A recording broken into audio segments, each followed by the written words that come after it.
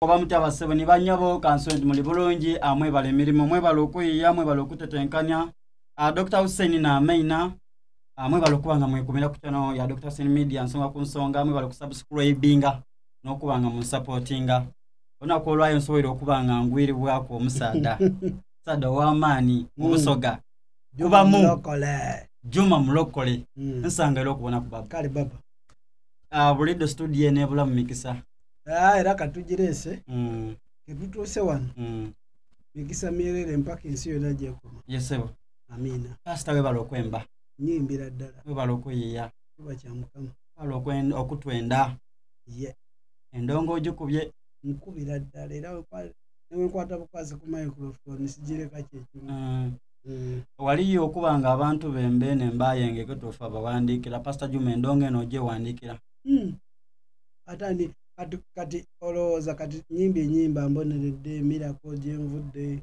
kole paka kaddanyuma olowooza kati ani asobola owandiika ebintu ebizibu webi anti buli omusano yebuuza nti enembaddo divooti diri ya katonda wabanga abantu obabuzaabuza omuntu ajootegera olugero ng'olwemba lunaatira owaawo kati ekirungo ekyo kiri mu nze era nze awandiika olina enemba saano diri nga esatu nga tukali kubaako bye twogera enemba eddonge ketofu olaga nti odemba true story nti olaga nti ketofu obwine mu mukwano nga nyimba kinaki tulina olwemba lwebeeta mboneredde olwemba olwalaga nti ketofu olukwemba story entuufu okubonabona mukwano Ora agalote yakobera tizeti kubera mukwano songa ngate ife batuve eno tubesi misanga twidinte ekitofu mu love tebabonyabonya enewe kati nze kizibu kye nafunamu kuva mbuto okutuuka inakula nalisibwa syagala nkomuntu bana linjagala njagalero munga ngenda kuwasa naye oli gwe nafuna naye emyaka nga 27 kwa 26 ayo takola lugambo sobola bino just to be why am why bikoma wana oja bitayo sobola bitayo yenda mbibone ku TikTok sobola bitayo ku TikTok bino okay buti omuwala oyo na nindise emyaka ejo 5 nga mulinda amala okusoma yasomera emyaka 2 covid we yajjira yali asoma myaka 3 covid natwala emyaka emeka 2 jukira abaana bali mu kumalirizaao covid we yajja buli kimu kya system zakolaje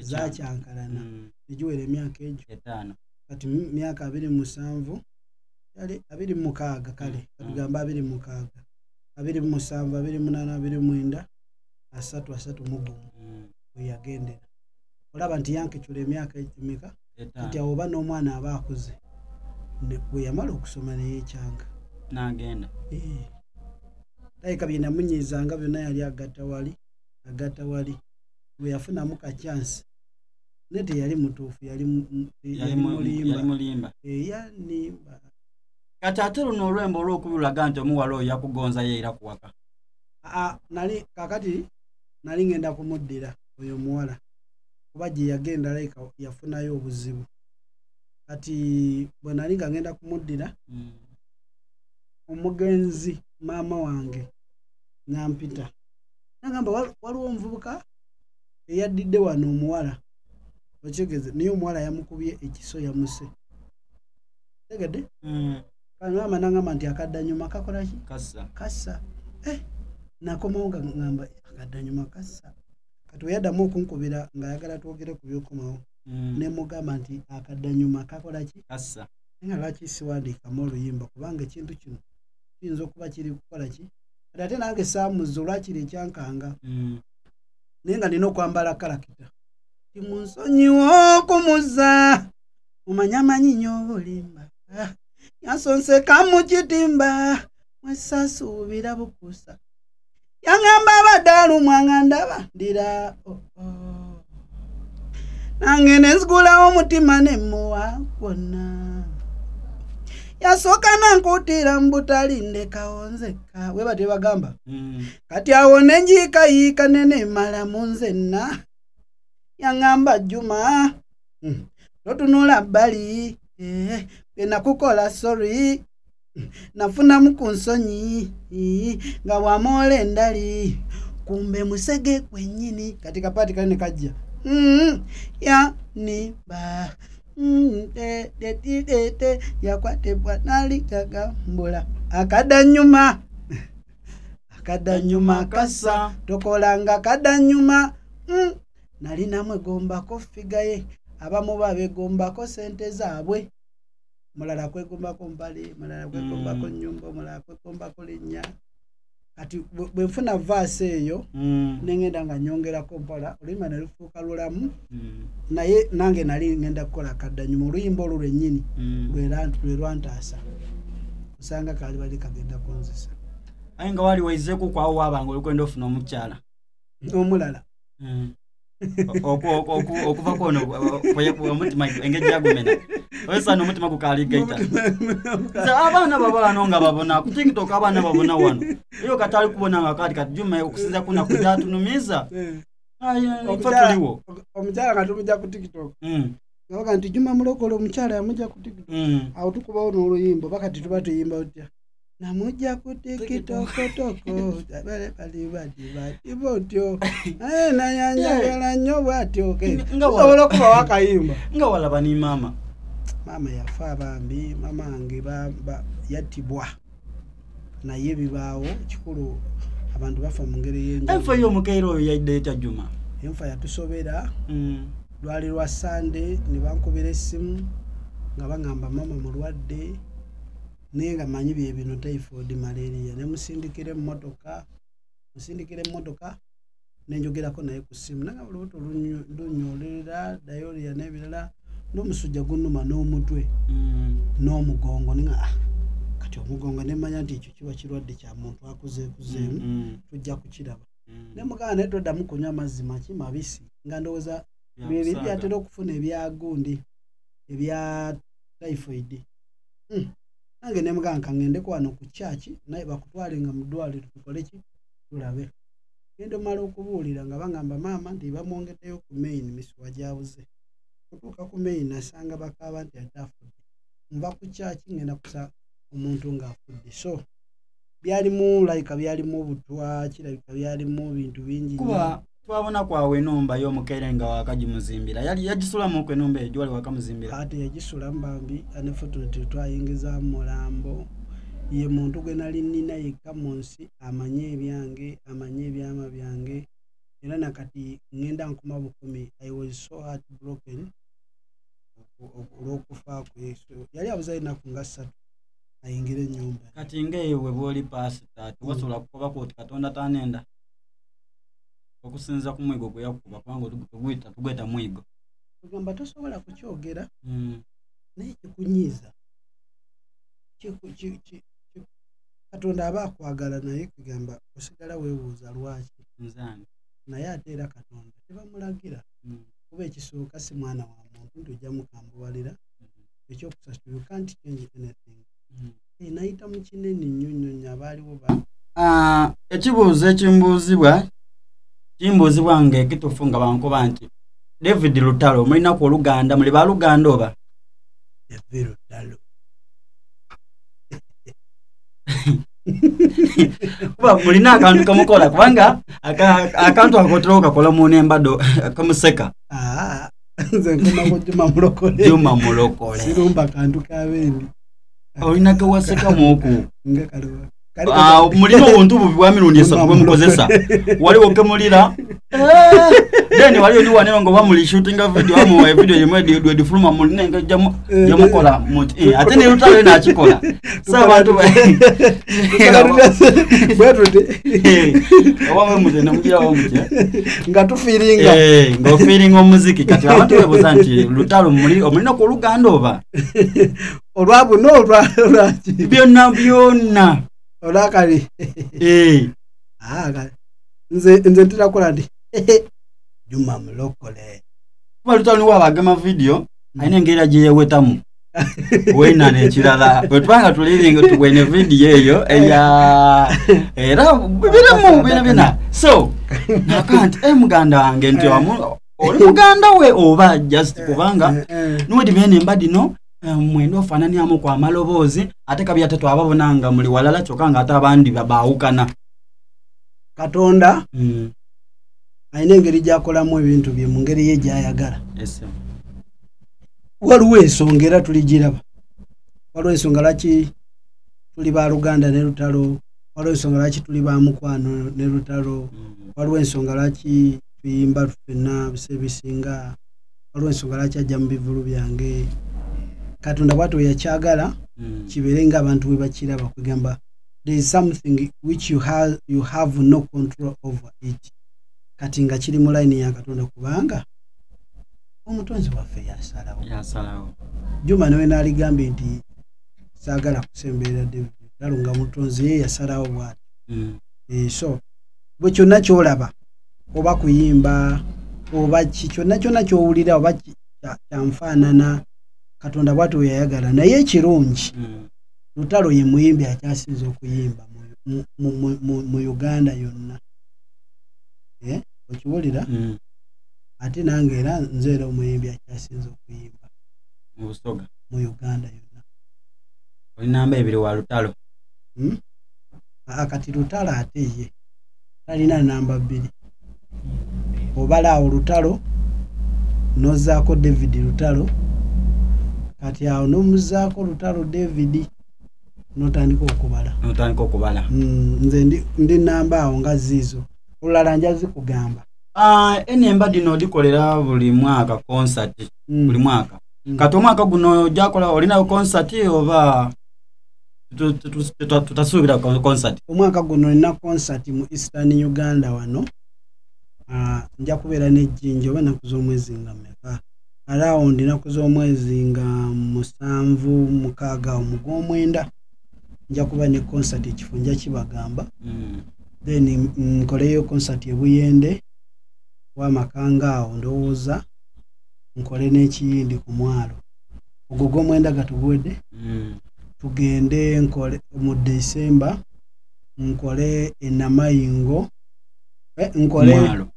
Nkole gwendi ekige ku mwalo ku Christmas.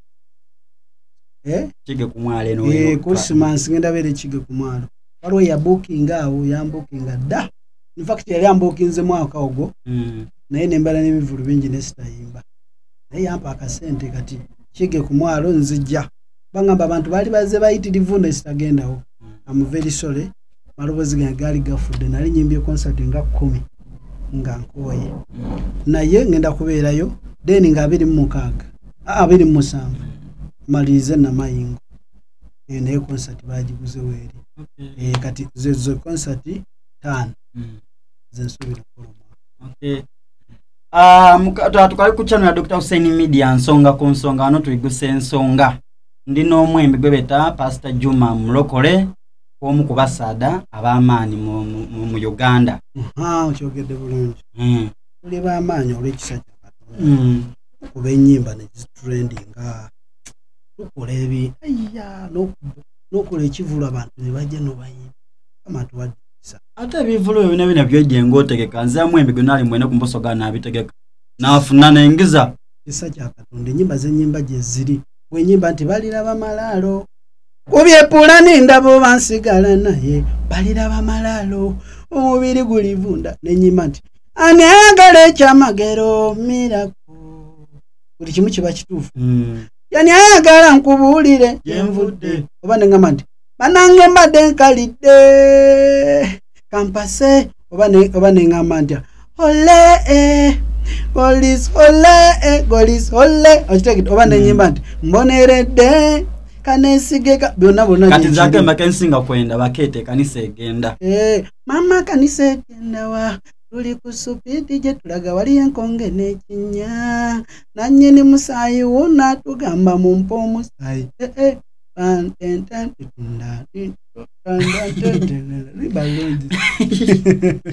so no muganda wange bamweta Pastor Juma Mulokole.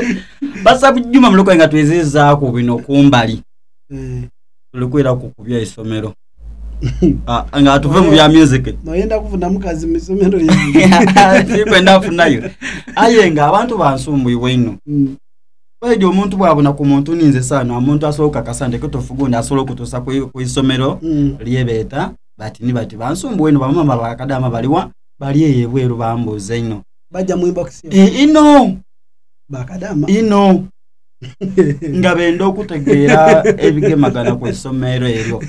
Okay.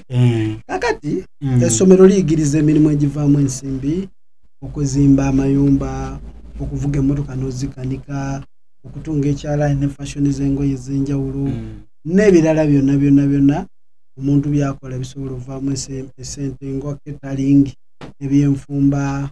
Essomero lya The Answer Foundation liyigiriza ebyamasannyalaze, okusiba enviiri buli musona, okutunga ekyalaani, engoye, era n'abaana tubawa bursaries.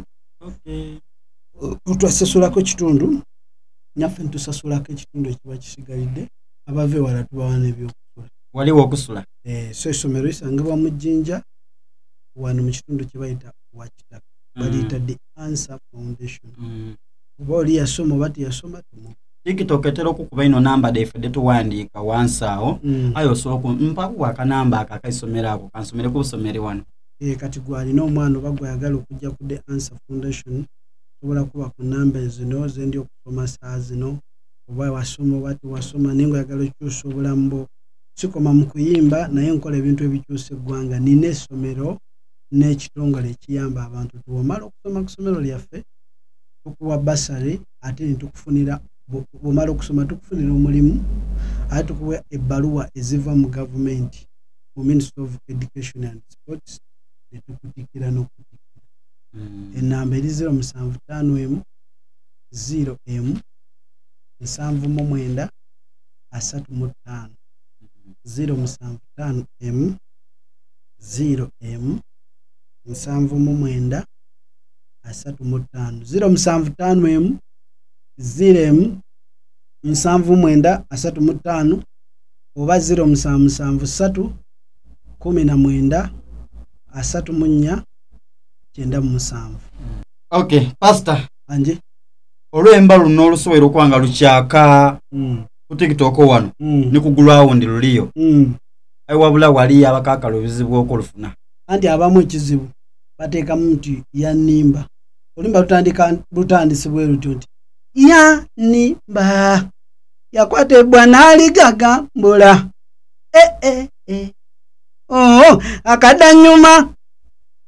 Akadanyuma akassa. Kati taito bagiyita akaddanyuma. Barret akaddanyuma. Tebaluyita yanimba naye baluyita akadda nyuma.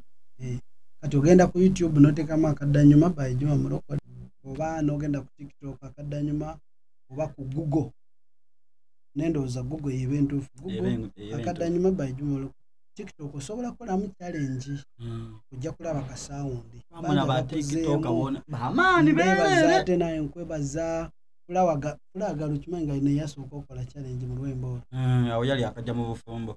Yali akaja mu bufumbo. Awo yenga yakajja mu bufumbo. Aye naye walwangwira wataayo bani we wasooka. Ninze akasooka yasooka mu flaga then wabaawo kwabeera kwa then flaga yakola ba challenge inaditi muna lwagema lwemba lwatunda mukama mulungi tumwebaza eyatuwa oluyimba lwa forum ngero okuluwuliza gwabadde tamanyi oluyimba lwange olupya Juma Mulokole akaddanyuma ojja kuba olaba abaagala ennamba zange naddala eya WhatsApp ekyo nakyo badde ojja kimbuuza anjagala ku WhatsApp namba yange eri 0701 86 04 31 kuyimbira n'ebirala 701 86 04 31.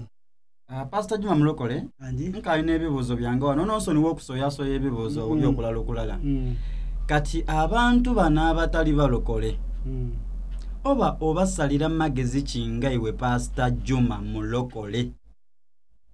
Nja kubasalira amagezi nti obulamu bw'ensi buno bwe tubeerako tubeera mu kusanyuka n'owulira oluyimba lw'oyagala n'okola buli kimu ky'oyagala naye obulamu bukoma ku myaka 10, 9, 5, 9, 10, 20 ne buggwawo.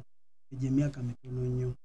Kiba kirungi nnyo wakati mu excitement n'okusanyuka olowooze Katonda kubanga eri bw'oliba ovudde ku nsi gy'ogenda okumala ebbanga lyonna ery'obulamu bwo naye emu ku ngeri y'okuteekateeka obulamu olokoka n'okkiriza mukama waffe Yesu Kristo ng'omulokozi wo n'ojja oba n'ofuna kyaki yenna yenna y'abalokole ne bakubatiza mukama awo n'akukolamu omulimu. N'abasiraamu bayikirizibwa okyuka. Omusiraamu osobola okukyuka. Onendeise eddiini pastor no onendeise eddiini wandinkyusa kuba ebizibu bimpezeeko. Ebizibu biweze aye nga kenkufunye olwaleero okwingiza emikisa tomana. Amiina. Ekimu kijasobola kwanga. Ayo kusiiba ekisiibo nga kyakubisa bubi nakulika kisiibo. Pastor ekisiibo kyayo zanze. Mimwa jikaze. Oba mwali mukatemba ne flaga. Ngali kukuba nti iwe. Kitosiibye leero.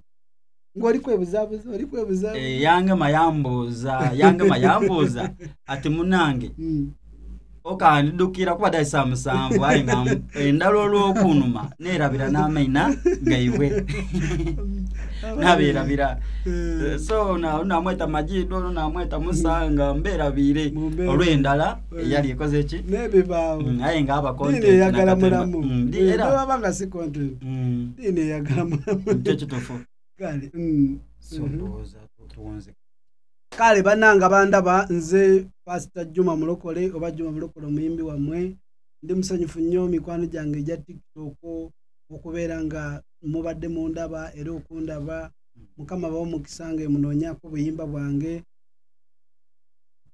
akapya bakayita akadda nyuma naye nga nina n'oluyimba lwe nakola ne David Lutalo nalwo mu lunoonyeeko baluyita Hole nina oluyimba lwe bayita Miracle nina oluyimba lwe bayita Kampase nina oluyimba lwe bayita Mboneredde tuli bana enyimba nyingi genda bugenzi ku social media wonna platforms digital otekemu Juma Mulokole music otamuntu Pastor Juma Mulokole music bajja kuleetera enimba Kamala ate temwerabira okusubscribinga ku channel yange nange obeere ng'ongoberera ko ne mukadde nze Juma Mulokole ani agale ekyamagero Miracle nze Juma Mulokole